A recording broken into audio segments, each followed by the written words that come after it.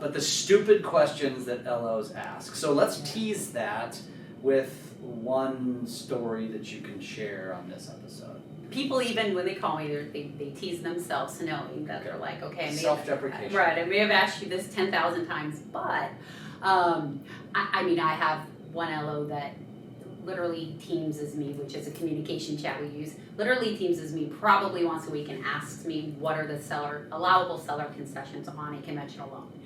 And I want to kind of be like, hey, why don't you go look back in on your 500 teams I've already sent you the same question it's probably on the screen answer. Right up above it. Correct. But then I'm like, oh, here it is, and da-da-da-da-da-da. You know, I just answer the question again, but I'm sitting there thinking, I just ran up about 4 teams and pulled that back out and just copied and pasted it, but hey.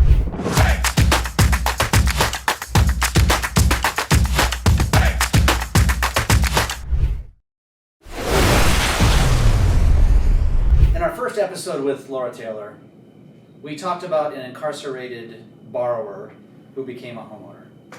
That led me to say, Laura, you got to come back and tell more of these stories, because this is arguably going to be the most entertaining episodes that we produce. And so Laura's back. She is, as you recall, the head of sales fulfillment. I would call her like the leading underwriting manager, ops manager, all the things. I know it's not technically what it is. But if you watch that first episode, you know that's kind of what she is doing. It's kind of a jack of many trades. Yeah. I'd call you the vice president of ass saving. Sometimes. For loan officers, yeah. Okay, so we had the incarcerated borrower. If you missed that episode, you need to go watch it. It was I didn't expect that to come out of your mouth when I asked that question. But then you said, oh gosh, I could write a book about all the deals. So where do you want to start? I want to hear some of these stories today. And I know there was one that caught my ear that was interesting because it was a new loan officer that had come over from another company. They had a deal that was supposed to close. The other company was fubbing it all over the place. You got on the phone with the other company and explained how to do it, and then saved their ass for now a new loan officer that was with us. How is that? First of all, I guess give us the story. So the story was the borrowers had already had closing pushback once before for some other issues, and then they came up with an issue with an FHA situation of logging the appraisal that needs to be logged. They were getting a error in the logging due to a sale history. The property happened to be new construction, so somebody else owned the lot, and then the builder came in and bought the lot and took ownership. So it was picking it up as flipping. So that current lender was like, oh, look, we called HUD, we don't really know what to do, we're waiting on HUD to call us back, we can't move forward. So our now LO panicked and reached out to me and said, oh, this family's gonna be homeless. They've already, let their lease go. We're not closing again. What can you do? Do you understand this situation? And I was like, yeah, it's actually really simple. It's new construction, so it's an exception. So you don't even log that information. You don't even put that sales date in there. So I had typed up an email to her explaining what needs to be done, because she was like, with the company that I'm at, I can't even reach out to underwriting. I can't even talk to anybody there. So that made it very hard for her to even be able to help and understand also what was going on. So I sent her an email kind of laying out what they needed to do and how to correct it, and she was able to get that email to the right people, and they followed my instructions, and they were able to get it taken care of, and they closed that day. Did you get like a bottle of wine or something? No, but I mean, she's obviously new to the company, so that helped seal the deal of why she's here, and make her excited that she was able to actually call and speak to someone in the underwriting department to help with that scenario. Also, obviously, let her know that we do know what we're talking about and how to problem solve. So that was enough for me, is just her appreciation on helping her get that final loan closed at her own company. I mean, you just touched on several things there. One, that you're willing to help somebody who has a loan at another company, and your first reaction, because I know a lot of people's reaction in the industry would be, bring it over here. Sure. but we know that's not the right thing to do. That's the Correct. slimy thing to do. The right thing to do was exactly what you did. And then you went over and above, because you could have just been like, their problem. Right, Let them figure it out, you fixed it. That's incredible. Which leads me to another story that you were telling me about a single woman who was divorced, had never done the process. Like, it's one of those kind of old school in a way. Sure. Husband handled everything, now she's doing this on her own. Tell us that story. Yeah. I think we just unfortunately have been in this business so long, we sometimes forget about these stories, so it's always exciting, and I try to keep an eye on them. We had a loan officer that was working on a loan.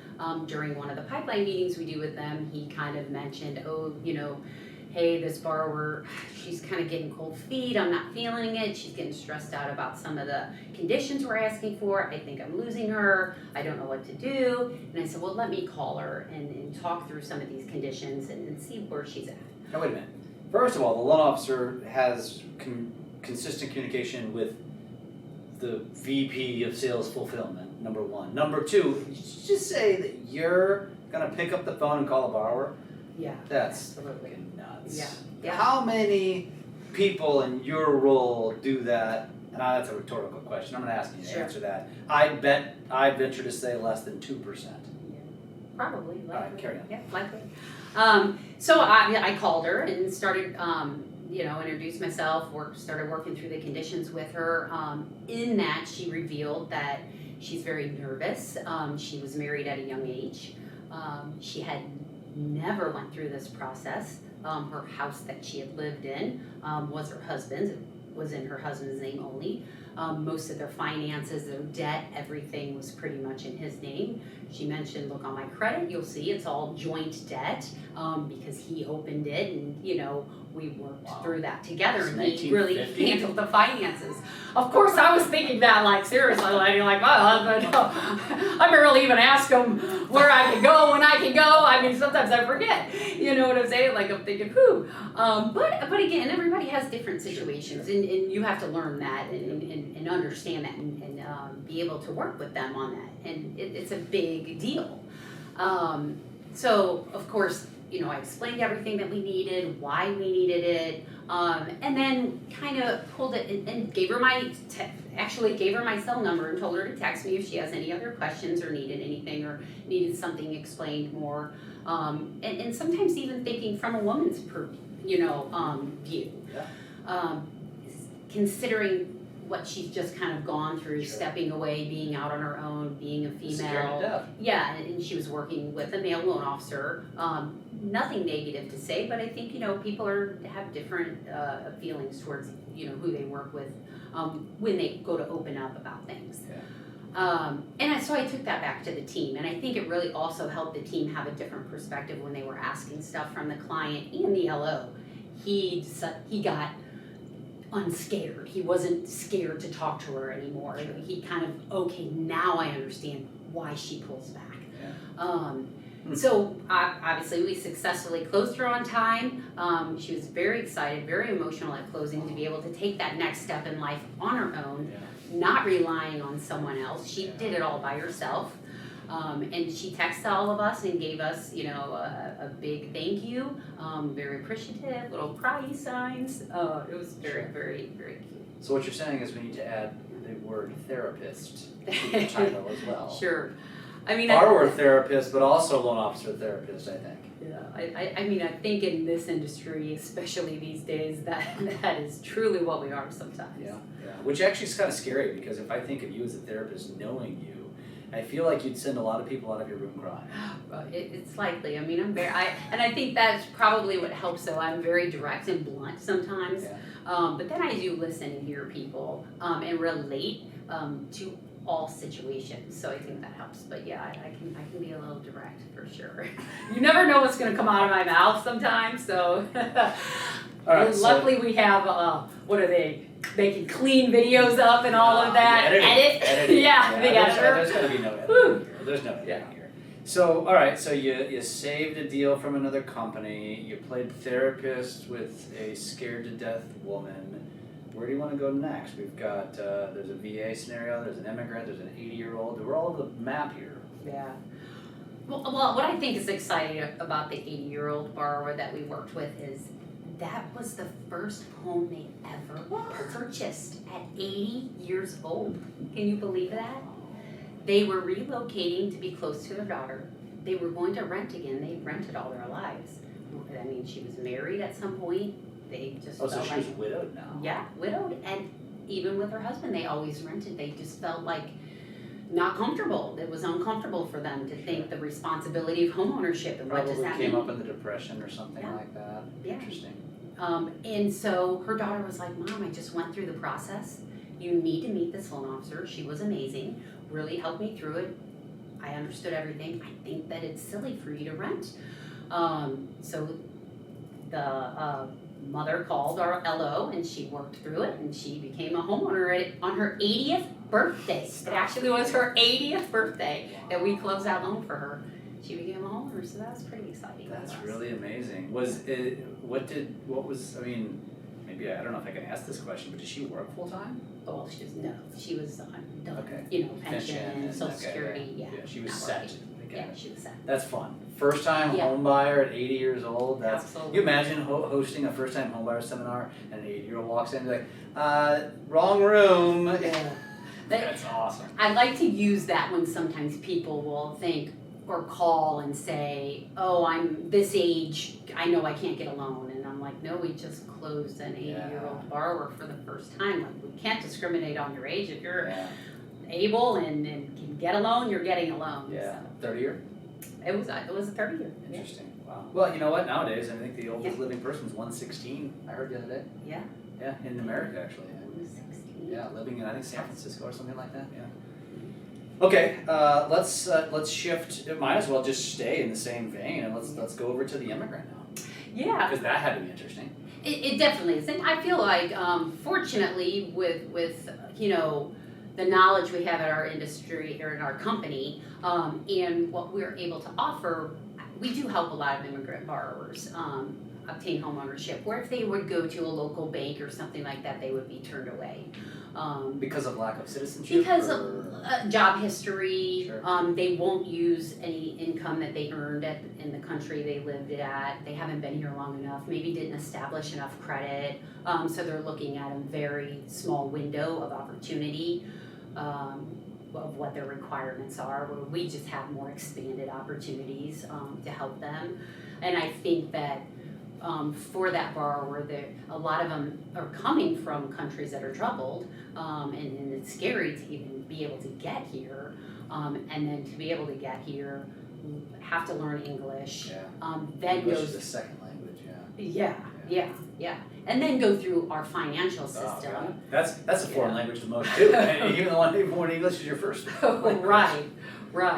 And then be able to relate to how Americanized we are, and how to become an American, and have somebody take the time to understand their lifestyle. It was really exciting to be able to say, and I know when I talk to the borrower, this one particular one, because we've helped many of them, the one I was involved in actually went to a local bank. The agent called and had the borrower on the line. They were turned down from the bank because they didn't meet that criteria the bank required for income in the United States for 2 years. How long were they? They were like a year and a half. So they called and asked me, can you do a loan? What can you do? And I asked some questions about their history and the country they had lived at and what they can document and all of that. And they had all the numbers. They started sending us documents. I looked them over right then and there. And said, yeah, I don't see a problem with this. This should work. We shouldn't have an issue closing this loan. And the lady was hysterically crying on the phone, like hysterically crying. I mean, I had to hold the phone away. She was so hysterical. That's cool. And then, we obviously closed the loan, and it was all great. And wow. Won some pats on the back for that situation. So that was exciting. Can you say the country just for giggles? She was in Bosnia. Cool. Yeah. All right. Yeah. Wow, that's cool. That's a tearjerker one right there. Yeah. I like it. Okay, awesome. Then let's prop up the ones who defend our country. Yeah. Our veteran borrower. You know, I've had a lot of little stories like this with VA borrowers. I think it's hard when they separate from the military, especially if they had to separate because of a combat injury, and they're trying to like rehabilitate themselves and get back into that normal life flow, if you'd want to call that. A lot of them are coming in and they have families, children, and then they may have had a severe injury when they were in the military. PTSD kind of thing. Yeah. We've had a lot of those cases as well, and sometimes we're having to get letters of explanation to find out why their credit may have you know, gotten derogatory while they were overseas or whatever happened to them, and then coming back and trying to get into that work life. Sometimes they fall because they're still trying to deal with everything they just came from. So reading their stories can be a little depressing, you know, on my end to feel helpless for them and what they went through. So we've had stories where they kind of made it out the other end, they, you know, started their career path, and they were able to get that home and be able to provide that for their family. So for them, at one point in their life, feeling like they're at the top of the world being in the military, and having all these resources available and being so important, to then having to come back due to a combat injury, and then feeling like they don't have anything to give to their family until, you know, they kind of get through all of that, and then now they're able to give that home to their family is really exciting to see that look on their face and how appreciative they are that they got to that point. You know, it's definitely a tearjerker when your LOs are sending you these letters and, you know, thank you for listening to their story and helping them and walking them through the path of how they can obtain this home and get their credit where it needs to be. I mean, there's a handful of those stories. I bet, yeah. So we went from incarcerated to like a bunch of tearjerkers. Yeah, absolutely. I mean, I feel like the incarcerated one was a tearjerker. I mean, they had a barbecue for this guy. I mean, I think if I had showed up on that, I certainly would have cried. I just know this man. He just had to have a smile from ear to ear, just to be so excited to get to just have a new chance on life. Yeah, that's cool. That's cool. So, you know, we mentioned like your accessibility. Are you just saying this for the camera? Oh no, I'm not at all. I definitely. Are these rare instances where a loan officer can get you on the phone? Be honest here. No, I mean I talk to LOs all day. That's really my job, and it's so funny because a lot of them are always like, "Oh, I'm so sorry I called you." I'm like, "Well, wait a minute. That's my job. You're not bothering me." I mean, I just don't know if you saw the email. A month ago I sent an email out to all the LOs and I was like, stumped on a file, don't know where to go, don't know how to get it worked out. Set an appointment up with me, I'm available, I'll get on a call with you and work through your loan problem with you. So obviously that day was very, very busy. Got a lot of calls, and since then, of course, people have set up appointments to go over scenarios in their files so I can help them problem solve how to get them done for them. I think that's important to know. So I think the majority of our listeners or viewers are going to be within the company, but they may not even know that. Yeah. And I think it's important to share that not only with your LOs, if you're a leader, if you're an LO, but if you're talking to prospective people, because that is a forbidden fruit. There is a wall around, a moat around the underwriting departments in every company, and whether they have the time or they don't make the time. Yeah, I think it's just our philosophy. Like I go through all of our broker loans to make sure we can't do it on the correspondent side, because that one can help the borrower, two also help the loan officer. Right. So I'm digging for solutions or other opportunities for LOs. So it's definitely not smoke and mirrors. This isn't like, hey, I called you once and I'm never talking to you again. It's legit. I'm looking to do that. And I knew the answer. I asked it because I don't want to assume everybody knows the answer. And just from my experience, and I'm far removed from the actual mortgage game, but even when because I've been here a long time, you've been here longer, and even when you were connected to other branches or regions, I could still call you. Yeah. Which was interesting. I just thought you liked me, But as it turns out, everybody. You like everybody. Yeah, I liked everybody. They all got the same treatment. I'm just like maybe we call it a mortgage nerd. I always call my niece a nerd because she's like a super learner. And so I feel like I'm like her, but on the mortgage world. I am not a book reader on a day-to-day basis for some random book, but you will catch me just randomly reading the handbooks and the guidelines and stuff like that while I'm working out. So I feel like that's important because that is what helps us win loans and keep fluent and know, hey, I know this is in here somewhere. So I'm always researching or having, what we call roundtables with my other teammates to talk guideline talk. It's kind of funny. But how many are like, because I feel like like Nate's like that, Jess is like that. There's a fair amount of people in this company that are pretty nerdy like that. We are really fortunate here to have some nerds that love mortgage knowledge. It kind of goes back to the support of the salesperson, which is a great segue because, and this is just going to tee this up for the next episode, because you mentioned like making fun of LOs, being fearful of making fun of LOs because of the stupid questions they ask. And I said, let me just raise my hand and tell you that I was a top producer in my day. Yeah. It wasn't because of my knowledge of guidelines. It was because of my relationship skills. Yeah. And I would turn to my ops manager, and that included you. I would call on several people here at corporate and ask probably the same question that I had asked a month or two before. And you would be like, hey, idiot, I just told you this. So we're going to do a series, and you're just going to have to bear with us here, and we're going to pick on people that can handle it, and we're going to start with people like me.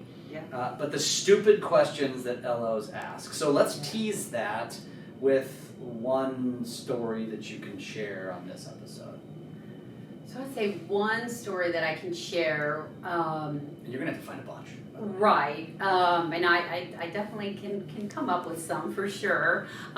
People even when they call me, they tease themselves knowing that they're like, okay, self-deprecation. Right, I may have asked you this 10,000 times, but I have one LO that literally Teamses me, which is a communication chat we use. Literally Teamses me probably once a week and asks me what are the allowable seller concessions on a conventional loan. And I want to kind of be like, hey, why don't you go look back in on your 500 teams I've already sent you the same question on. It's probably on the screen right up above it. Correct. But then I'm like, oh, here it is, and da da da da da da. I just answer the question again, but I'm sitting here thinking, I just ran up about 4 teams and pulled that back out and just copied and pasted it. But hey, What are you really thinking? Like, hey, moron? Yeah. Like, what's the word that comes to mind? Depending on my relationship with the LO, I probably would say that if I know them well enough and we have a good enough relationship, I might be like, okay. But of course, if it's someone else that I can't tease with, I just will answer the question, of course. And I get it. Like, I think, like you mentioned earlier, LOs are great at relationship building, and they're great at networking and all of that things, and talking to a brick wall and all of that. They're great at that. It's sometimes that retention of the guidelines and also how to organize that stuff. I don't memorize it all. I'm fortunately a good memorizer. But I also have an organization system of where I store the stuff and where I house it so I can look back. Yeah. They just aren't good at organizing to store that to look back. And many of them, they don't want to. It's not fun to them. They just want to be able to ask someone a question and get an answer. And they're scared because they can't blame themselves because they didn't look back right. But if I give them the wrong answer, they're going to come and blame me and then expect me to sign on it or take care of it. So they also want that security blanket. And I think that's sometimes where a lot of the questions come from, is having the security blanket of a human asking. That's why the bots and all of these AIs that can answer these questions just don't go well with LOs because there's no one behind it to be that security blanket for them. What would you say is the percentage of LOs that are in that realm versus the LO who it goes one in ear, one out the other, which is me, no retention, no interest, and the LO who wants to dig into the guides and figure it out themselves? What do you think the percentage is? I would say over the years, I do feel like that percentage of digging in has grown. Really? Yes. But I would probably still say 15% want to dig in, Yeah. you know? Yeah. And honestly, I thought you would be more like 70-30, yeah. but I trust your answer. I believe you would know better than I would. 15%. I know I'm in the 85. Yeah. But I know, Yeah. we, you know, I know some very, I mean, the LO who took over my business, she's in the 15. Yeah. You know, and there are LO, and it's not right or wrong. Like, there's no wrong, right. It doesn't make one LO better than the other. They're just different personalities, I think. Yeah. And, you know, and I do feel like sometimes it can hold an LO back when they want to dig in too much because they don't get out of their way, they don't move forward, they obsess too much. So finding that happy medium. I always say, you know, be present in the trainings we do, be there, go to them, listen, maybe pick up one thing, but it's okay if you're not like the knowledge guru of every little detail, because you'll start getting stuck and it'll keep you from moving forward to actually be a good salesperson, I feel. So are you like writing on the Peloton and like reading guidelines? I normally, yeah. I was on joking. elliptical or, yeah. I mean, do you like put it and like have a book like with a, you know, like a traditional non-fiction or fiction book, and then inside of that is your guidelines? Well, unfortunately, the books are outdated as soon as they're printed, so it's all online, you know, through different So you're reading resources. it on your phone? I'm reading on my phone or tablet or whatever, yeah. That's funny. Do you read guidelines any other weird places? I know you like do like phone calls in the shower. You mentioned that last time. Yeah. I try not to, you know, actually hold my phone while I'm in the shower, although they say it's waterproof. I'm not truly believing that with the headaches that I have with my phone. So I try not to do that, but no, I mean. No other weird places? No, nothing. What other weird things what's a quirky thing that someone may not know about you? That's tough because I tell everybody everything with the biggest mouth. Everybody Yeah, knows but not everything everybody about me. knows you. Everybody here does. Right, true. I mean, What do you think is the quirkiest thing about it? There's obviously you just kind of let on that there's a bunch, so. Yeah, I mean, I would have. We already know that you want to do a farm, and you know that if you had free time, you'd probably open up a gym or something like that. Those are your things, and that Ron needs to take you to Napa. Right. We established all that. Those are the fun things. I don't know. I mean, I feel like a quirky thing that probably is a bad trait is I cuss a lot. If you're in a conversation with me, you might pick that up. I talk fast, typically in a normal conversation. I get excitable. Like I'm very like hyper-y, like a hyper personality. This isn't just for camera. Yeah, this isn't for camera. Most people that know me literally think I'm like a robot that is constantly going. So. Are you a trivia nerd? Because we were talking to Doug before this, and he goes every Tuesday night to trivia night for 8 years, I think he said. 8 years trivia. I mean, talk about like a closet nerd, right? It's a commitment. Right? I am not a trivia person. Like I have a sit still issue, and so I would go to trivia to hang out and talk to people and like have a cocktail. I would expect you to be a secret weapon. Oh no, but I wouldn't go to trivia to like Answer questions. participate in the question answer. You Like, participate in the drinking of yeah, wine? I'm the person sitting on the airport like, does somebody actually want to talk? I don't have earbuds or pods or whatever. On a plane. No shit. Yeah, Okay. you know. Noted to avoid you. Right, who wants to actually talk, because I'm down to talk, I'll sit by you, I'll even take the middle seat. That would be me. That's funny. But yeah. All right. Well, okay. So here's what your homework is. Yes. You have to come up with some funny stories, more stories about us moron LOs, and we're going to share more of those stories on the next episode, and maybe some more success stories. Maybe less tearjerker on the next one, and more like off the wall. Okay, I can do that. You got that? Yeah. All right. And by then, hopefully, Ron has watched at least the short form video that gets released this week about how you've never been to Napa, and I call bullshit to that. Yeah, and he's gonna book me a ticket right away. See what happens. Yeah. That or I get fired. He would do it for sure. Thanks. You're welcome, thank you.